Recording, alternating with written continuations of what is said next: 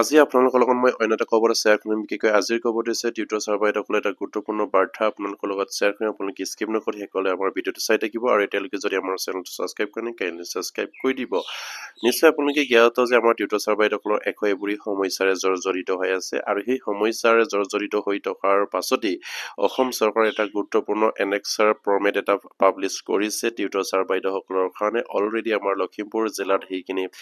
হয়তো annexure fill-up কৰিবৰ কাৰণে অৰ্ডাৰ দিয়া হৈছে আৰু প্ৰতিটো ব্লকৰ প্ৰতিটো বিয়লৈ সেইখিনি হয়তো নটিচ ফৰৱাৰ্ড কৰা হৈছে আৰু সেই এনেক্সাৰখনত কি ফিল-আপ কৰিব লাগিব আপোনালোকৰ লগত মই শ্বেয়াৰ কৰিম আপোনালোকে স্কিপ নকৰি শেষলৈ ভিডিঅ'টো চাই থাকিব হয়তো কোনোবা ডিষ্ট্ৰিক্টত এতিয়ালৈকে হয়তো এনেক্সাৰ পোৱা নাই বা সেইখিনি অৰ্ডাৰ অহা নাই নিশ্চয়কৈ আপোনালোকৰ ডিষ্ট্ৰিক্টতো আহিব আৰু কিহৰ কাৰণে আহিছে সেইখিনি বিতংকৈ এতিয়া আপোনালোকৰ লগত শ্বেয়াৰ কৰিব পৰা নাযাব যিহেতু সেইখিনি অলৰেডি অসম চৰকাৰে কিয় বিচাৰিছে সেয়া সঠিকভাৱে আমি গম পোৱা নাই আৰু সেইভাবে আপোনালোকৰ লগত হয়তো আমি শ্বেয়াৰ কৰিব নোৱাৰিম হয়তো আমি অনুমান কৰিব পাৰে শীতকালীন অধিৱেশন আহি আছে আৰু সেই শীতকালীন অধিৱেশনৰ বাবে হয়তো কিছুমান এনেক্সাৰ আমাৰ টিউটৰ ছাৰ বাইদেউসকলৰ সংখ্যা হয়তো যুগুত কৰাব বিচাৰিছে যে আমাৰ টিউটৰ ছাৰ বাইদেউসকলৰ বৰ্তমান কিমানজন কৰ্মৰত অৱস্থাত আছে আৰু কিমানজন অৱসৰ গ্ৰহণ কৰিব আৰু কেইবছৰৰ পাছত কিমান টিউটৰ ছাৰ বাইদেউসকলৰ থাকিব সংখ্যা সেইখিনি হয়তো অসম চৰকাৰে হয়তো সেইখিনি হিচাপ বিচাৰিবৰ কাৰণে হয়তো এই এনেক্সাৰখন ফিল-আপ কৰিবলৈ হয়তো দিব পাৰে সেয়া কেৱল অনুমানহে কৰিব পাৰিছো কিন্তু সঠিককৈ হয়তো আমি ক'ব পৰা নাই সেই এনেক্সাৰখন কিয় বিচাৰিছে কিন্তু আমাৰ লখিমপুৰ জিলাৰ ডিষ্ট্ৰিক্টৰ পৰা সেই এনেক্সাৰখন ফিল-আপ কৰিবৰ কাৰণে অৰ্ডাৰ দিয়া হৈছে বা কোৱা হৈছে আৰু সেই এনেক্সাৰত কি পইণ্ট আছে নিশ্চয়কৈ মই আপোনালোকৰ লগত শ্বেয়াৰ কৰিম আপোনালোকে স্কিপ নকৰি শেষলৈ ভিডিঅ'টো চাই থাকিব আপোনালোকে নিশ্চয় স্ক্ৰীন ফটেকো কৰিছে এনেক্সাৰ 1 ফৰমেট বুলি ইয়াত সিৰিয়েল নম্বৰ 1 নম্বৰ পয়েন্টত আছে আৰু 2 নম্বৰত আছে নেম অফ ডিস্ট্ৰিক্ট আপুনি কোনটো ডিস্ট্ৰিক্টৰ পৰা আপুনি বিলংস কৰে আৰু 3 নম্বৰ পয়েন্টত আছে নেম অফ ব্লক অফিস আৰু আপুনি কোনটো ব্লকৰ এইখিনি ইয়াত 3 নম্বৰ পয়েন্টত লিখিব লাগিব আৰু 4 নম্বৰত category of school LP or UP school আপুনি আপোনাৰ ক্যাটাগৰী আপোনাৰ স্কুলখন এমই আছে নে এলপি এমই স্কুল নে এলপি স্কুল সেইখিনি তাত লিখিব লাগিব 4 নম্বৰ পয়েন্টত আৰু 5 নম্বৰ পয়েন্টত name of tutor provincialized as per Act 2017 ইয়াত উল্লেখ কৰিছে 5 নম্বৰ পয়েন্টত আপোনাৰ 2017 আইন মতে যিসকল টিউটৰ ছাৰ বাইদেউসকলক প্ৰভিন্সিয়েলাইজ কৰা হৈছিল তাৰ নাম লিখিব লাগিব 5 নম্বৰ পয়েন্টত আৰু 6 নম্বৰ পয়েন্টটো এটা আছে ডিজিগনেশ্যন টিউটৰ এণ্ড টিউটৰ সায়েন্স মানে ডিজিগনেশ্যনটো তেখেত টিউটৰ নে টিউটৰ সায়েন্স সেইখিনি ইয়াত দিব লাগিব আৰু 7 নম্বৰ পয়েন্টত আছে দা name of existing of the school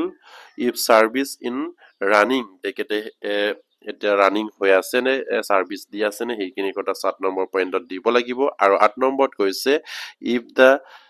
tutor already retired from his her service please mention the date of the retirement আৰু ইয়াত 8 নম্বৰ পয়েন্টত কৈছে আমাৰ টিউটৰ ছাৰ বাইদেউসকলৰ বৰ্তমান ৰিটায়াৰ হল নেকি তেখেতৰ মেনশন কৰিব লাগিব ডেট অফ ৰিটায়াৰমেন্ট কেতিয়া ৰিটায়াৰ হল কেতিয়া তেখেতে অৱসৰ গ্ৰহণ কৰিলে সেইখিনি লিখিব লাগিব আৰু 9 নম্বৰ ভেকৰটো পয়েন্টত কৈছে the date of retirement the existings of tutor আৰু টিউটৰজন কেতিয়া ৰিটায়াৰ হ'ব সেইখিনি আপোনাৰ 9 নম্বৰত ফিল-আপ কৰিব লাগিব কিন্তু 8 নম্বৰত ফিল-আপ কৰিব লাগিব যদি টিউটৰজন ৰিটায়াৰ হল নেকি কেতিয়া ৰিটায়াৰ হল সেইখিনি ডেট তাৰিখ মেনশন কৰিব লাগিব আৰু 9 নম্বৰ পয়েন্টত আমাৰ টিউটৰজন এতিয়ালৈকে যদি অৱসৰ গ্ৰহণ কৰা নাই যদি সাৰ্ভিস দি আছে তেনেহলে নম্বৰ পয়েন্টত লিখিব লাগিব তেখেতে আপোনাৰ কেতিয়া ৰিটায়াৰ হ'ব সেইখিনি 9 নম্বৰ পয়েন্টত ফিল-আপ কৰিব লাগিব সেইখিনি এনেক্সাৰ 1 ফৰমেট নিশ্চয় আপুনি কিস্কত প্ৰটেক্ট কৰিছে সেইখিনি ফৰমেট ফিল-আপ কৰি দিবৰ কাৰণে লখিমপুৰ জিলাত সেইখিনি বিয়া আপোনাৰ প্ৰটেক্টটো ব্লকলৈ ফৰৱাৰ্ড কৰা হৈছে ডিস্ট্ৰিক্টৰ পৰা হেয়া খুব এটা গুৰুত্বপূৰ্ণ খবৰ আমাৰ টিউটৰ ছাৰ বাইদেউসকলৰ কাৰণে কিহৰ কাৰণে বিচাৰিছে কিন্তু এতিয়ালৈকে আমাৰ সঠিককৈ সেইখিনি গম পোৱা নাযায় কিন্তু আমি অনুমানহে কৰিব পাৰে হয়তো শীতকালীন অধিৱেশনৰ আগে টিউটৰ ছাৰ বাইদেউসকলৰ কিমানজন বৰ্তমান কৰ্মৰত আছে বা কিমানজন বৰ্তমানলৈকে অৱসৰ গ্ৰহণ কৰি ৰিটায়াৰ গ্ৰহণ কৰিলে সেইখিনিৰ এটা হয়তো হিচাপ অসম চৰকাৰে বিচাৰিছে আৰু সেই ধৰণৰ হিচাপ প্ৰতিবাৰে তেখেতসকলে বিচাৰি থাকে কিন্তু আমাৰ টিউটৰ ছাৰ বাইদেউসকলৰ কামখিনি কেতিয়া কৰিব সেই এটা লক্ষণীয় হৈ পৰিছে অসম চৰকাৰে কেৱল বিচাৰি আছে নেকি সেই টিউটৰ ছাৰ বাইদেউসকলে অৱসৰ গ্ৰহণ কৰক, তেখেতে ৰিটায়াৰ গ্ৰহণ কৰক, তেখেতৰ সংখ্যাটো কমি যাওক, সেইখিনিয়ে তেখেতসকলে ভাবি চিন্তি কৰি আছে নেকি কামবিলাক, সেয়ে আমি হয়তো অনুমান কৰিছো। আৰু সেইবাবে নকৰি অসম চৰকাৰে নিশ্চয়কৈ সেই টিউটৰ ছাৰ বাইদেউসকলক কৰো বুলি যদি কৰে, যদি 25 নৱেম্বৰত আগৰ পৰা শীতকালীন অধিৱেশন যদি আৰম্ভ হ'ব, তেনেহ'লে সেই অধিৱেশনতে যাতে নেকি টিউটৰৰ সমস্যা এইখিনি যিখিনি পইণ্ট 2017-18 চনৰ সংশোধনী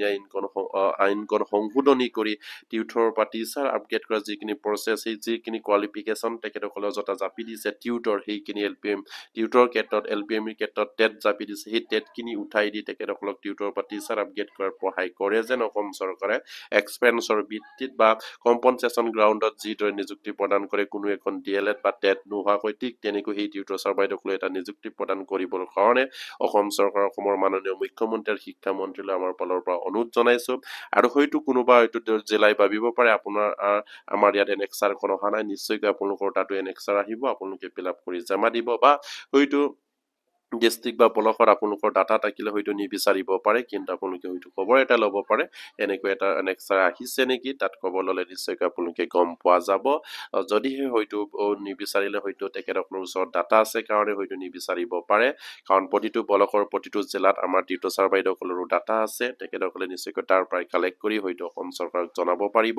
আৰু তথাপিও টিউটৰ ছাৰ বাইদেউসকলে যদি তাতে সন্তুষ্ট নহয়, তেনেহ'লে আপোনালোকে নিজৰ অফিচলৈ গৈ সেইখিনি খবৰ এটা কৰিব পাৰে, এনেধৰণৰ এনেক্সাৰ ফিল আপ কৰিব আহিছে নেকি, কাৰণ কিছুমান ডিষ্ট্ৰিক্টত অলৰেডি আহিছে, সেইধৰণে ক'লেও হয়তো আপোনালোকৰ বিষয়টো হয়তো অৱগত কৰাব। আৰু সেয়ে প্ৰতিগৰাকী টিউটৰবোৰে যাতে নেকি আমাৰ খবৰটো পাই আপোনালোকে শ্বেয়াৰ কৰি দিব। আৰু শেষত মাননীয় মুখ্যমন্ত্ৰী আৰু শিক্ষামন্ত্ৰীক অনুৰোধ কৰিছো, আপোনালোকে 2014-18 চনৰ পাৰিকীকৰণ আইনখন সংশোধন কৰি LPMৰ ক্ষেত্ৰত